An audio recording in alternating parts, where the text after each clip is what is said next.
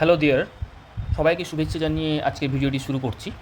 আমরা যখন 10+2 level start করতে যাই তখন আমাদের প্রথম প্রবলেম হয়ে থাকে যে ফাংশন, ডিপেন্ডেন্স, ভ্যারিয়েবিলিটি, মোট কথায় যদি ম্যাথামেটিক্যালি আমি বলতে চাই যে সেটা হলো ক্যালকুলাস।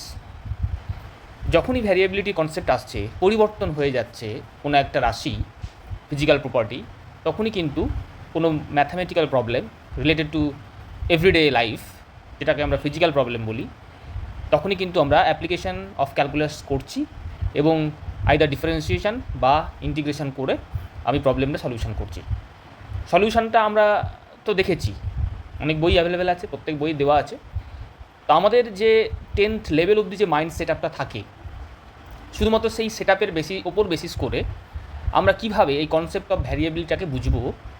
এটা কিন্তু শুধুমাত্র ম্যাথ নয়, ম্যাথ আর ফিজিক্সের মধ্যে এটাই পার্থক্য যে ম্যাথ হচ্ছে আমরা ক্যালকুলেশন বেসড একটা সাবজেক্ট, আর ফিজিক্স হচ্ছে অ্যাপ্লিকেশন অফ ম্যাথামেটিক্স। এটা হচ্ছে সবথেকে ইম্পর্টেন্ট। তাহলে ফিজিক্স বুঝতে পারলে কিন্তু আমরা ম্যাথামেটিক্সটাকে আরও বেশি ভালোভাবে ভাবতে পারবো এবং ভালোবাসতে পারবো। ফিজিক্স হচ্ছে ম্যাথামেটিক্সের একটা বহিঃপ্রকাশ, এবং কিভাবে আমরা এতগুলো ম্যাথামেটিক্সের ফর্মুলা পড়বো এবং কেন পড়বো এবং এর প্রয়োজনীয়তাটা কী, সেটা কিন্তু ফিজিক্সই তোমাকে বলে দেবে। তো আমরা ডাইরেক্ট চলে যাই কনসেপ্ট অফ ভ্যারিয়েবিলিটিতে। তো একটা ছোট্ট উদাহরণ দিই যে ডিফারেন্সিয়েশান, ইন্টিগ্রেশান, এই কথাগুলো আমি ধরো তুমি কিছুই জানো না, variability, function, dependent variable, independent variable আমি কিছুই জানি না। আমার বেসিক 10th লেভেলের মাইন্ড আছে, আমি নর্মাল ম্যাথ করেছি, আমি কোনো ভ্যারিয়েবিলিটি বা পরিবর্তনশীল রাশির ওপর কোনো ম্যাথ করিনি। তাহলে আমি জিনিসটাকে কী করে বুঝবো? বারবার এটার উপর ফোকাস করছি কারণ আর সবার এই বিষয়টাকে অ্যাসিমিলেট করতে বা আত্মীকরণ করতে অসুবিধে হয়, এবং এই অসুবিধাটা এমনই একটা অসুবিধে যেটা ইনিশিয়াল স্টেজে যদি আমরা সলিউশন করতে না পারি তাহলে কিন্তু আমাদের প্রবলেমটা কন্টিনিউয়াস চলতেই থাকবে। কারণ আমাদের টেন্থ লেভেলের পরে 11-12 লেভেলে কিন্তু বেশিরভাগ প্রবলেমই কিন্তু ভ্যারিয়েবিলিটি বা পরিবর্তনশীলতার সাথে জড়িত। ধরো একটা ট্যাপ দিয়ে জল পড়ছে, ট্যাঙ্ক থেকে জল আসছে, এখন তোমাকে বলে দিল যে খুব সরু একটা ছিদ্র আছে, 10 লিটার পার আওয়ার এই রেটে হচ্ছে ফ্লো রেট। এখন তোমাকে যদি সিম্পল একটা ম্যাথ দেয় যে আমি একটা স্টপ ওয়াচ স্টার্ট করলাম, T=0 আওয়ার আর T=6 আওয়ার, তাহলে এই টাইমের মধ্যে কত ফ্লো হবে, কিউমুলেটিভ ফ্লো কী হবে, 10 লিটার ইন্টু 6 আওয়ার, মানে 60 লিটার। এখন এই যে সিম্পল প্রবলেমটা সলিউশন করলাম, এটা কিছুই নয় এবং এটা ভুল।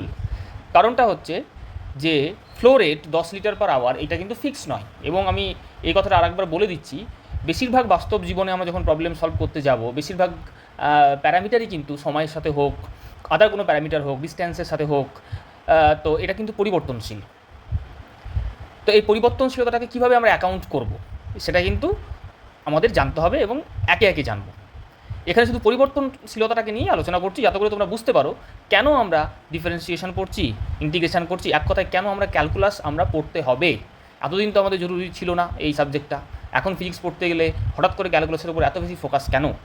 এখন যখন আমরা জানি ট্যাঙ্কের জলের উচ্চতা যত কমবে আস্তে আস্তে কী হবে, প্রেশার কমবে। নর্মাল, আমি ম্যাথামেটিক্সে যাচ্ছি, নর্মাল সেন্সে বোঝানোর চেষ্টা করছি। প্রেশার কমলে কী হবে, হাইট কমবে, প্রেশার কমবে, রোজিএইচ কমছে, তার মানে জলের ভেলোসিটি কমবে, আর ভেলোসিটি কমা মানে কিন্তু ডিসচার্জ কমে যাওয়া, ফ্লো রেটটা কমবে। তাহলে প্রতি মোমেন্টেই কিন্তু জলের হাইট কমছে, আর কমার সাথে সাথে কী হচ্ছে, ফ্লো রেট কমছে। তাহলে এই যে 10 লিটার পার আওয়ার এইটা কিন্তু পরিবর্তনশীল, যেটা এই জিনিসটা যে ভালোভাবে বুঝতে পারবে একবারে বিগিনিং লেভেলে, সে কিন্তু ফার্দার ক্যালকুলাসের কনসেপ্টগুলো তার কিন্তু বুঝতে অসুবিধে হবে না। এবং এটা কার উপর পরিবর্তনশীল? সময়ের সাথে সাথে। কারণটা কি, সময়ের সাথে সাথে উচ্চতাটা কমে যাচ্ছে, কী হারে কমছে সেটা তোমাকে বের করতে হবে। তাহলে ফার্স্টে এই ফ্লো রেটটা হচ্ছে কার উপর ডিপেন্ডেন্ট, হাইটের ওপর, আবার হাইট কার উপর ডিপেন্ডেন্ট, সময়ের ওপর। আমি ম্যাথামেটিক্সে একবারই যাব না, আমি জাস্ট এটা তোমাকে বোঝাতে চাইছি। তাহলে তুমি এই যে ফ্লো রেটটাকে তুমি টাইমের রেসপেক্টেও প্রকাশ করতে পারো বা হাইটের রেসপেক্টেও প্রকাশ করতে পারো, তোমার ম্যাথ করতে যেটা লাগবে তার রেসপেক্টেই প্রকাশ করতে হবে, কোনোটাই ভুল নয়। ফ্লো রেটটাকে তুমি যদি জলের উচ্চতার রেসপেক্টে প্রকাশ করো ঠিক আছে, যদি টাইমের রেসপেক্টে যদি প্রকাশ করতে চাও সেভাবেও করা যাবে, শুধুমাত্র আমার প্রবলেম সলিউশন করতে কোনটা কাজে লাগবে সেটা আমাকে জানতে হবে। তাহলে এখানে কিন্তু ভ্যারিয়েবিলিটির কনসেপ্ট চলে আসছে, আমরা আর ম্যাথামেটিক্সে যাচ্ছি না। সেকেন্ড উদাহরণ কি, ধরো একটা বালক দৌড়াচ্ছে, বয় রানিং, সবাই এই এক্সাম্পলটা জানে তাই আমি এখানে নিয়েছি। T=0 সেকেন্ডে ও যাত্রা শুরু করলো এবং T=30 সেকেন্ডে শেষ করছে। এখন তোমাকে যদি বলে যে ও একটা ভেলোসিটি ভি নিয়ে সামনের দিকে এগোচ্ছে, রাস্তাটা এবড়ো খেবড়ো, কোথাও ফ্রিকশান বেশি, কোথাও কম, কোথাও উঁচু, কোথাও নিচু, উঁচু হলে ভেলোসিটি কমবে, নিচু হলে আরও মানে ওর নামতে সুবিধা হবে, তাই ভেলোসিটি বাড়বে। তাহলে এই সময়ের মধ্যে যদি তুমি বলো যে ও 5 মিটার পার সেকেন্ড বেগে দৌড়াচ্ছে, তাহলে কিন্তু কথাটা ঠিক নয়। বোঝাতে পারছি? কারণটা হচ্ছে রাস্তাতে দৌড়াতে গেলে বিভিন্ন ধরনের কনস্ট্রেনের মুখোমুখি আমাদের হতে হয়। তাহলে কি হবে, এই ভ্যালুটা কিন্তু পরিবর্তনশীল হবে, কখনো বেশি হবে, কখনো কম হবে। তাহলে আমরা যে অঙ্কগুলো এতদিন করে এসেছি, একটা বস্তু এত বেগে ছুটছে, তাহলে এত টাইমে ওর ডিস্ট্যান্স কত হবে বা সরণ কত হবে, সেটা কিন্তু কনস্ট্যান্ট ভেলোসিটি মেনটেন করা খুব মুশকিল বাস্তব জীবনে। হয়, কেন হবে না, কিন্তু ভ্যারিয়েবল ভেলোসিটির মানে অ্যাপ্লিকেশনই কিন্তু বেশি আমাদের জীবনে। তাহলে এখানেও ভ্যারিয়েবল ভেলোসিটি কনসেপ্ট আসছে। তাহলে যদি আমি ডিস্ট্যান্স বা ডিসপ্লেসমেন্ট বের করতে চাই এস, তাহলে ভি ইন্টু টাইম এই কথাটা কিন্তু অ্যাপ্লিকেবল হবে না। কারণটা হচ্ছে প্রত্যেকটা টাইমেই ভেলোসিটি পরিবর্তন হয়ে হয়ে যাচ্ছে। তাহলে এখান থেকে আমরা কোন দিকে এগোচ্ছি, ভ্যারিয়েবিলিটির কনসেপ্টে কিন্তু এগোচ্ছি। তাহলে ভেলোসিটিকে আমরা কি করতে হবে, সময়ের সাথে একটা সম্পর্ক বের করে এগোতে হবে। তাহলে ভেলোসিটিকে যদি আমি ফাংশন অফ টাইমের আকারে প্রকাশ করতে পারি, তাহলে আমি প্রবলেমটা সলভ করতে পারবো। ধরো তুমি পেলে velocity equals to T square plus 1, এইভাবে ভেলোসিটি পরিবর্তন হতে থাকে। তাহলে এই পরিবর্তনশীলতাটাকে যদি আমি ধরতে না পারি, তাহলে কিন্তু আমাদের এই ফিজিক্সের বা ফিজিক্যাল প্রবলেমগুলো সলভ করা সম্ভব হবে না। এটা আমাদের মেন উদ্দেশ্য। সেকেন্ড একটা উদাহরণ দেখি, এখানে শুধু উদাহরণ নিয়ে আলোচনা হবে। হিট রিলিজ, একটা বড় লোহার গোলক আছে, ঠিক আছে, এই লোহার গোলকটা হিট করা হয়েছে, ধরো 200 ডিগ্রি সেলসিয়াসে একে হিট করা হয়েছে। হিট রেডিয়েশন হতে পারে, হিট কন্ডাকশন হতে পারে, হিট কনভেকশন হতে পারে, 3 ধরনের মোড হয়। অনেকে জানো, অনেকে হয়তো জানো না। তো সারফেস থেকে হিট রিলিজ হচ্ছে। এখন সারফেস টেম্পারেচার ইনিশিয়াল কত বললাম, 200। এটা হচ্ছে সারফেস টেম্পারেচার এক্সপ্রেস করেছি টিএস দিয়ে। আর টি এ বলতে অ্যাম্বিয়েন্ট টেম্পারেচার, পরিবেশের, বললাম পরিবেশের টেম্পারেচার 30 ডিগ্রি। এখন তোমাকে যদি বলে হিট রিলিজ বের করো, ধরলাম 3 কিলো ক্যালোরি বা 3 জুল হিট পার সেকেন্ডে বেরোচ্ছে, তাহলে 60 সেকেন্ডে কত হবে, 3 জুল ইন্টু 60, 180 জুল। কিন্তু সেটা এখানে সত্যি নয়। কারণটা হচ্ছে সারফেসের টেম্পারেচার তো সেম নয়, গোলকের ইনিশিয়ালি 200 ছিল, পরে 198 হবে, 195 হবে, 150 হবে, 100 হবে, আস্তে আস্তে কী হবে, অ্যাম্বিয়েন্ট টেম্পারেচারের সাথে সমান হয়ে যাবে। তাহলে এই যে সারফেসের সাথে আমরা জানি, এটা 10th লেভেলেই কিন্তু পড়ানো হয়েছে, heat release is proportional to temperature difference between two object. Temperature difference যত বেশি হবে, তত বেশি হিট রিলিজ হবে। তুমি 200 ডিগ্রি যদি গোলককে পরিবেশে রাখো, তাহলে সে যতটা বেশি তাপ ছাড়বে, 500 ডিগ্রি রাখলে সে তার থেকে আরও অনেক বেশি ছাড়বে। তাহলে এই যে 200 মাইনাস পরিবেশের তাপমাত্রা কত হচ্ছে, যদি 30 ধরি, তাহলে 200 মাইনাস কত হচ্ছে, 170। এটা যদি 500 হতো, তাহলে 500 মাইনাস 30, 470। তাহলে গ্যাপটা বেড়ে যাচ্ছে। তাহলে কী হবে, 200টা তো এখানে ফিক্স নয়, টিএস কী হবে, আস্তে আস্তে ফল করবে। তাহলে ফল যদি করে, তাহলে টিএস আর পরিবেশের টেম্পারেচার তো কনস্ট্যান্ট, তাহলে এটা যদি ফল করে, তাহলে এই বিয়োগ ফলটা আলটিমেটলি ফল করবে। তাহলে কী হবে, হিট রিলিজ আস্তে আস্তে কমবে। তাহলে যখন আমার হিট রিলিজের রেটটাই কমে যাচ্ছে, তাহলে আমি 3 জুলটাকে ফিক্স ধরতে পারি না। 3 জুলটা হয়তো ইনিশিয়ালি ছিল 200 ডিগ্রি ছিল, কিন্তু পরে যখন হলো তো 3-এর থেকে কম হবে, যেহেতু টেম্পারেচার গ্যাপটা কমে যাচ্ছে। সারফেস আর পরিবেশের মধ্যে টেম্পারেচার গ্যাপটা কমে যাওয়ার জন্য হিট রিলিজ রেটটা কমছে। তার ফলে টোটাল হিট কতটা বেরোলো, সেটা আমি আমাদের নর্মাল বীজগাণিতিক নিয়মে বের করতে পারবো না। বোঝা গেল? এবার আমরা নেক্সট উদাহরণে যাই। এই উদাহরণটা কী আছে, third example, energy lost due to friction. আমরা জানি, যারা পড়নি তারা হয়তো একটু অসুবিধা হতে পারে, ধরে নিচ্ছি বেশিরভাগ জন জানে আমার ভিউয়ার্সের মধ্যে। তো সারফেসের ওপর ফ্রিকশন থাকলে আমরা কী হয়, এনার্জি নষ্ট হয়, হিট এনার্জিতে, বেশিরভাগটা হিট এনার্জিতে ডিসিপেটেড হয়ে যায়। এখন তুমি একটা বস্তুকে টেনে টেনে নিয়ে যাচ্ছ, একটা মাসকে, এবং সারফেসের তুমি দেখছো যে বিভিন্ন ধরনের ফ্রিকশন আছে। এখানে আমি কালার কোড দিয়ে চিহ্নিত করেছি, এখানে এক ধরনের ফ্রিকশন, এখানে এক ধরনের ফ্রিকশন, এখানে আরেক ধরনের, এখানে আরেক ধরনের। এখন এফ ইন্টু এস মানে হচ্ছে work done against friction to overcome frictional force. এটা হচ্ছে অপচয় বলের দ্বারা কৃতকার্য, তার জন্য এই কাজটা কী হয়, কনজার্ভ হয় না, work done by dissipative force. তাই ফ্রিকশন হচ্ছে কি অপচয়কারী বল, তোমার এনার্জিটা ক্ষয় করছে। তাহলে এই কাজটা কি হচ্ছে হিট এনার্জির ফরম্যাটে নষ্ট হয়। এখন এই কাজটা তোমাকে যদি বের করতে বলে তাহলে তুমি কী করবে, এফ ইন্টু এস করবে। কিন্তু এই কেসে কী হচ্ছে তুমি দেখতে পাচ্ছ কোফিশিয়েন্ট অফ ফ্রিকশনটাই কিন্তু পরিবর্তন হয়ে যাচ্ছে, এইটাই ফিক্সড নেই। তাহলে আমি এই সূত্রতে কিন্তু করতে পারবো না। তাহলে কি করতে হবে, এই যে এখানে দেখাচ্ছে আমি দেখিয়েছি যে এই রেড কালার ভায়োলেট কালার, এখানে এই জোনটাতে ফ্রিকশন হচ্ছে μ1, তারপরে μ2, তারপরে μ3, তারপরে μ4। তাহলে কি হচ্ছে আমরা দেখতে পাচ্ছি এখানে যদি এস ইজিক্যাল টু 0 হয় তাহলে এস যত বাড়ছে তার সাথে ফ্রিকশন কিন্তু পরিবর্তন হচ্ছে, কমছে বা বাড়ছে এরকম আমি বলছি না, যে কোনো কিছু হতে পারে কিন্তু পরিবর্তন হচ্ছে।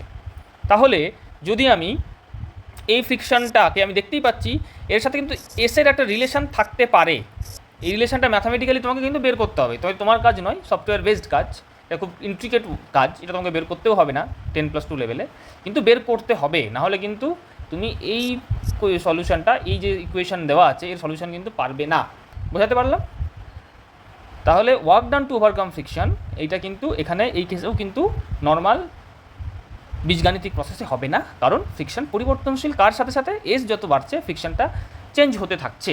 যদি ফ্রিকশন একই রকম হতো আমার কোনো সমস্যা নেই, বা তুমি যদি বলে দেয় যে S1 জোনটাতে তুমি শুধু ওয়ার্ক ডানটা বের করো, তাহলে তোমার কোনো ইন্টিগ্রেশন ডিফারেন্সিয়েশন ক্যালকুলাসের কোনো কনসেপ্টই লাগবে না। তাহলে আমি ডাইরেক্ট এখানে বলে দেবো যে এখানে আমি ধরলাম W1 পরিমাণ শক্তি নষ্ট হয়েছে, তাহলে কি হবে μ1 ইন্টু নর্মাল রিয়াকশান, এটা হচ্ছে ফোর্স ইন্টু S1, তাহলে এটা বেরিয়ে গেল। সিমিলারলি এটুকুর জন্য যদি আমাকে ওয়ার্ক ডান বের করতে দেয় এগেনস্ট ফ্রিকশন, তাহলে μ2 ইন্টু নর্মাল রিয়াকশান, এক্ষেত্রে নর্মাল রিয়াকশান সেমই হবে যেহেতু ওর ওজনটা সেম আছে,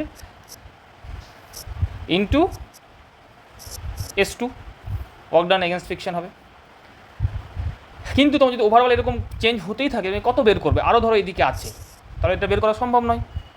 তখন কি করতে হবে খুব তাড়াতাড়ি, এটা হয়তো এরকম 100টা তোমার মিউ আছে, S1 S2 S3 S100 অবধি, তাহলে তোমার বের করা সম্ভব না। তখন কী করতে হবে, একটা ফাংশনের ফরম্যাটে বের করতে হবে, যেটা আমাদের এখানে আলোচ্য বিষয় নয়, সেটা আমি পরে কোনো ভিডিও হলে আলোচনা করব। কিন্তু শুধু এখানে আলোচনা করছি কেন আমার নর্মাল বীজগাণিতিক ইকুয়েশনগুলো অ্যাপ্লাই করা যাচ্ছে না, এটাই আমার এখানে উদ্দেশ্য বলা। লাস্ট এবং ফোর্থ এক্সাম্পল খুব ইম্পর্টেন্ট, যারা গ্র্যাভিটি পড়েছো সবাই জানো, দূরে নিয়ে যেতে যে কাজ করতে হয়, এটা কিন্তু পোটেনশিয়ালের ডেফিনেশন নয়। দূরে নিয়ে যেতে যে কাজটা করতে হয় তার জন্য ওর পোটেনশিয়ালটা বাড়ে, কিন্তু পোটেনশিয়ালের ডেফিনেশন তোমরা পড়বে অবশ্যই অসীম থেকে নিয়ে আসতে হয়। স্ট্যান্ডার্ড ডেফিনেশন কেন এই ডেফিনেশনটা আসছে সেটার বিষয়েও আমরা আলোচনা করতে পারি অন্য ভিডিও। এখন ওয়ার্ক ডান কী হবে, বলের বিরুদ্ধে সরণ, তুমি আর্থের সারফেস থেকে দূরে নিয়ে যাচ্ছ। এখন এখানে জি এর একটা ভ্যালু আছে, ধরলাম 9.81 ধরে নিলাম, আস্তে আস্তে উপরে যাচ্ছি। এখন আমরা যে কোনো ফিজিক্যাল প্রবলেম যখন সলভ করি সারফেসে আমরা মোটামুটি 9.81 ধরে নিই। যদি 200 মিটার 500 মিটার 2 কিলোমিটারও ডিস্টেন্স হয় তাহলেও কিন্তু জি কোনো পরিবর্তন হবে না। কিন্তু যখন 200 কিলোমিটার হয়ে যাবে তখন কিন্তু জি অনেকটা কমে যাবে, যেহেতু পৃথিবী থেকে ডিস্টেন্স কমে যাচ্ছে। পৃথিবীর কাছে যত তুমি থাকবে তত তোমার জি বাড়তে থাকবে আপ টু সারফেস। তাহলে এখানে আমি যদি বের করতে চাই যে এই পয়েন্ট থেকে এই পয়েন্টে যেতে আমার কত গ্র্যাভিটেশনাল পোটেনশিয়াল এনার্জি বাড়লো, সেটা কিন্তু আমরা G.dr করলে পারবো না। শুধুমাত্র এটার কি লাগবে, ইন্টিগ্রেশন করতে হবে। জি মানে হচ্ছে তোমার ফোর্স, তোমার একক ভরের উপর যে ফোর্স কাজ করে সেটাই হচ্ছে জি বা গ্র্যাভিটেশনাল ফিল্ড। আর যারা এই টার্মের সাথে যুক্ত নয় তাদের জন্য আমি এটা বুঝিয়ে দিচ্ছি, এখনই বলে দিচ্ছি। আর ডিআর মানে হচ্ছে ডিস্ট্যান্স, অল্প একটা ডিস্ট্যান্স। এটা কি করতে হয়, ইন্টিগ্রেশন করতে হয়। কেন করতে হয় সেটা এখানে বলছি। কারণটা হচ্ছে এই পয়েন্টে জি যা আছে, এই পয়েন্টে জি এর ভ্যালু আস্তে আস্তে কমছে, প্রত্যেক মোমেন্টেই কমছে, কমতে কমতে কমতে কমতে একবার আস্তে আস্তে অসীমে গিয়ে জিরো হয়ে যাবে। তাহলে যদি জি পরিবর্তনশীল হয়ে যায় তাহলে আমরা কি, জি মানে এফ ধরতে পারো, তাহলে এফ ইন্টু এস আমরা পড়েছি বা এফ ডট এস পড়েছি। যারা জি আর ডিআর এর কনসেপ্ট জানো না তাদের জন্য এটা বলছি। তাহলে এফ ইন্টু এস মানে কি, ফোর্স কনস্ট্যান্ট থাকবে, আমার কিছুটা স্মরণ হবে, তাহলে গুণ করে দেবো, তাহলে আমি ওয়ার্কডানটা পাবো। কিন্তু যদি এফটাই চেঞ্জ হয়ে যায় তাহলে কিন্তু আমরা এই ইকুয়েশন ব্যবহার করতে পারবো না। কারণ আমি একটু আগেই বললাম এফটা আস্তে আস্তে কী হচ্ছে, কমছে। এদিকে এফটা আস্তে আস্তে কমে, এদিকে এফ আস্তে আস্তে বাড়ে বা আকর্ষণ বলটা বাড়ে। এদিকে কী করে, এফ ডিক্রিজ করছে এই সাইডে বা জি ডিক্রিজ করছে। জি মানে কি, গ্র্যাভিটেশনাল ফিল্ড ইন্টেন্সিটি বা আমরা কি জানি অভিকর্ষ ত্বরণের মান প্রকাশ করে। তাহলে বোঝা গেল পৃথিবীর ক্ষেত্রেও কোনো একটা নর্মাল আমাদের প্রাত্যহিক জীবনে আমরা দেখি সেখানেও কিন্তু ভ্যারিয়েবিলিটির কনসেপ্ট অবশ্যই লুকিয়ে আছে। পৃথিবীর সারফেস থেকে আমরা যত উপরে যাচ্ছি তত জি কমছে, তাহলে যত উপরে যাবো তত জি কমতে থাকবে, কন্টিনিউয়াস প্রসেসে কমছে। তাহলে এফ ইন্টু এস বা জি ইন্টু এস এই কনসেপ্ট বা জি ইন্টু আর যাই বলো, এটা মানেও ডিস্ট্যান্স, এটা মানেও সরণ, এটা মানেও সরণ, ঠিক আছে? তাহলে যত আমরা যাচ্ছি তত আমাদের ফোর্সের ভ্যালু ভ্যারিয়েবল হচ্ছে এবং কমে যাচ্ছে। তাহলে যদি এটা বুঝতে পেরে গেলাম যে আমরা নর্মাল বীজগাণিতিক নিয়মে হবে না, একটা ইকুয়েশন দিয়ে হবে না, তাহলে এভাবে যদি আমি বের করতে পারি যে এফ, আমরা দেখেই বুঝতে পারছি এফের সাথে ডিস্ট্যান্স এস বলো বা আর বলো এর একটা সম্পর্ক আছে। তাহলে এফের সাথে যদি আমরা একটা ফাংশন অফ আর হিসেবে যদি আমি প্রকাশ করতে পারি এফকে, তাহলে কিন্তু এই ইকুয়েশনটা সলভ করা যাবে in the form of integral calculus. তাহলে অবজারভেশন দিয়ে আমি বুঝতে পারছি যে এফ কী করে ডিস্ট্যান্সের সাথে সাথে পরিবর্তন হয়ে যায়, তাই আমি নর্মাল বীজগাণিতিক প্রসেসে করতে পারছি না। এবং এফকে যদি ডিস্ট্যান্সের আকারে প্রকাশ করতে পারি, কীভাবে করি? ধরে নিলাম, শুধু এক্সাম্পল হিসাবে ধরলাম আমি F is equal to a1r plus a2r square plus a3 r⁻³ এরকম একটা ইকুয়েশন ধরে নিলাম, এসেছে আমার, প্রমাণ করেছি আমি, প্র্যাকটিক্যালি দিয়ে এসছে। এভাবে যদি প্রকাশ করতে পারি তাহলে কিন্তু ইকুয়েশনের সলিউশন করা যাবে। তার মানে সব ভিডিওর শেষে আমি এটাই আলোচনা করতে চাইছি, এখানে যত ইস্যু আমি আলোচনা করলাম, 4টে ইস্যু, 4টেই সলভ করতে চাচ্ছি এবং 4টাতেই কিন্তু আমাদের বেসিক ফর্মুলা কাজে লাগবে, কিন্তু আমরা সলভ করতে পারছি না ডিউ টু ভ্যারিয়েবিলিটি কনসেপ্ট। কিন্তু কীভাবে সলভ করতে পারবো? কারণ আমরা প্রত্যেক ক্ষেত্রে দেখছি কোথাও ডিস্ট্যান্সের সাথে, কোথাও টাইমের সাথে, কোথাও তোমার উচ্চতার সাথে ওই রাশিটা পরিবর্তন হয়ে যাচ্ছে। তাহলে যদি এই পরিবর্তনটাকে ধরতে পারি তাহলেই কিন্তু আমরা এই ক্রিটিক্যাল ম্যাথামেটিক্যাল প্রবলেমগুলো সলভ করতে পারবো। আরেকবার বলে দিচ্ছি, কোনো রাশির এই পরিবর্তনশীলতাটাকে যদি আমি ধরতে পারি, বা কোনো একটা রাশি অন্য কার ওপর ডিপেন্ডেন্ট হয়ে যাচ্ছে সেটাকে যদি ধরতে পারি, তাহলেই কিন্তু ফিজিক্সের যত রকমের ক্রিটিক্যাল প্রবলেম আছে আমরা মুহূর্তের মধ্যে কিন্তু সলভ করতে পারবো। আশা করি তোমাদের এই ভিডিওটা কাজে লাগবে। এই বলে আমি আজকের মতো শেষ করছি।